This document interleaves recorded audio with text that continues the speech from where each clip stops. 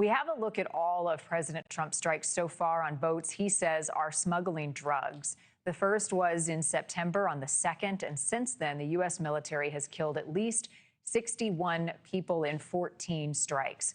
President Trump believes that the strikes are protecting Americans from illegal drugs.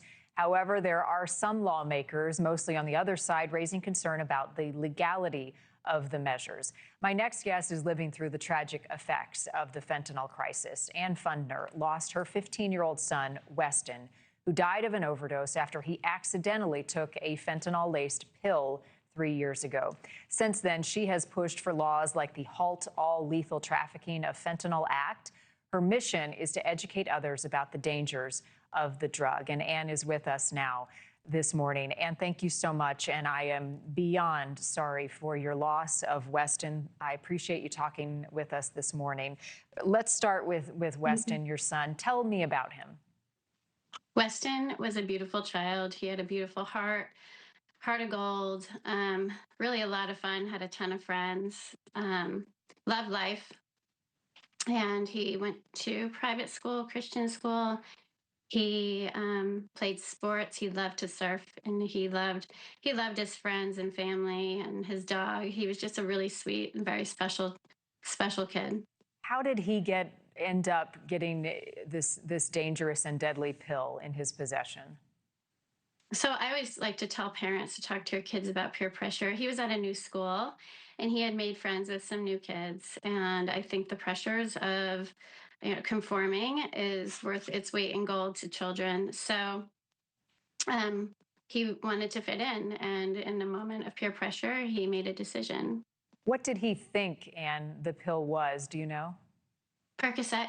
And his doctor, coincidentally, 2 weeks earlier, had offered him a Percocet for his hand. When he hurt his hand, we got x-rays, and he offered Percocet, but he said, I really don't like to give it to kids. And I said, absolutely not. But he had heard it. And so I think he thought, okay, I know my mom's talked to me until, the cows come home, that you never ever try something, but everyone else is doing it. It seems safe. My doctor said it's safe, so why not?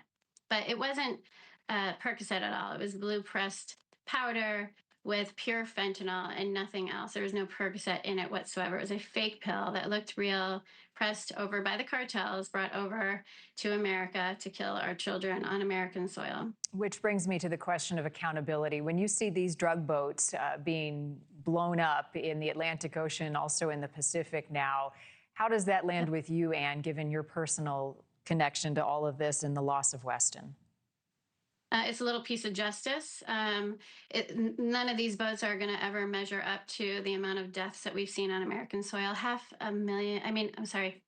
500,000 Americans have been killed. Half a million Americans have been killed on American soil since this crisis began. And, the amount of people that are being destroyed who are drug smuggling, by the way, they're not out fishing, and they're not out taking, a little cruise on the water that day with lots of barrels of drugs on their boats.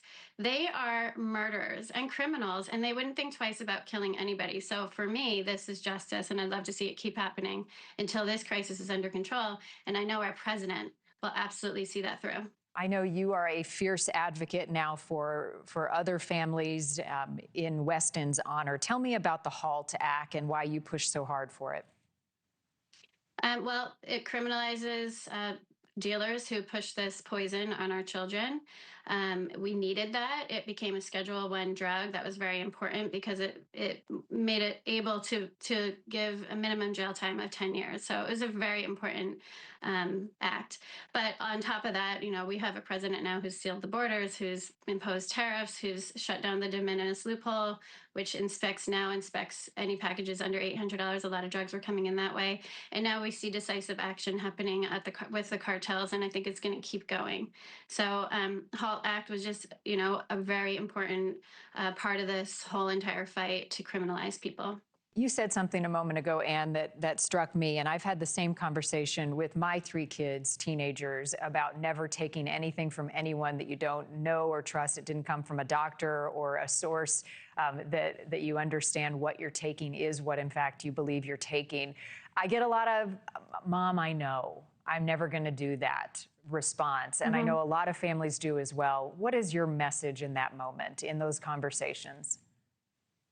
Well, they do know, but when it comes down to that moment and the pressure is on and everybody's doing it, and maybe it's a crowd that you have been working hard to get involved in, or maybe you are new at a school and you want to be friends with these people, or maybe there's a girl you like or a guy that is doing it too, and you just want to impress them. You don't want to be the stupid kid that's like, not doing the things that everybody else is doing. You're actually going to be the smart kid when you say, not my thing, or, my mom's going to pick me up, or I really don't think I should, I have allergies, whatever the excuse that you need to come up with, use it. And by the way, you're going to help other kids that are in that circle that also don't want to do it, that may want to feel like they're fitting in.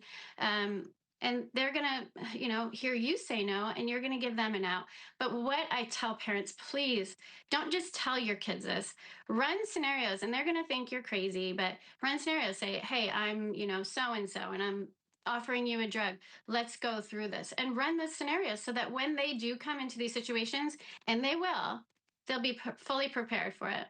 Yeah, wonderful advice. And I also appreciate coming up with an excuse and talk to your kid about what that excuse is and use it every time. Ann Fundner, I know it's through pain that you have found this purpose, but I thank you for sharing your message with us and so many. Thank you for watching. Subscribe below and download our NewsNation app right now on your phone, and you will get fact-based, unbiased news for all Americans.